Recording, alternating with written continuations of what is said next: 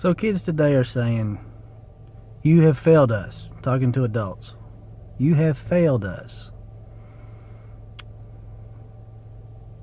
I've seen it on social media. I've seen it on the news where the kids are saying, you have failed us, talking about adults. And they're right. We have. We failed to teach these kids to stand up to bullies. We've failed to teach them not to bully. We failed to teach them to befriend the ones that are being bullied. To sit with the loner at lunch that nobody talks to. Maybe they have glasses, or maybe they talk funny, or maybe they're a different color. There's all kinds of reasons that school kids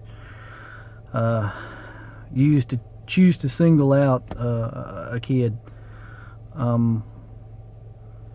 We've probably failed to teach our kids to stand up for those people. We failed to teach our kids to stand up to the bullies. You see fight videos on social media, and you see the big crowd gathering around cheering each other, cheering the people on fighting. We failed to teach our kids respect. We have failed to take our kids to church. We have failed our kids, absolutely. We have failed by putting our kids in front of video games to babysit instead of spending time with them. We failed to discipline our children. We failed to teach our kids the lessons of personal responsibility, of actions have consequences. We have failed our kids. They're right. And I don't know what's going to happen when these kids have their own kids. How can kids that's never been raised know how to raise their own kids? I feel like we got a real problem on our hands here. But my suggestion is that you as a parent spend time talking to your kids and letting them understand that life isn't what they see on TV. Life is not what they see in the movies. Life is not what they hear on their pop music. Teach them personal responsibility. Teach them discipline. Teach them that their actions have consequences. Teach them about Jesus. Teach them what Jesus taught. Like I said, teach them to stand up to bullies. Teach them to respect their elders, to respect each other, to respect themselves. Those are things that we need to do to get our nation back.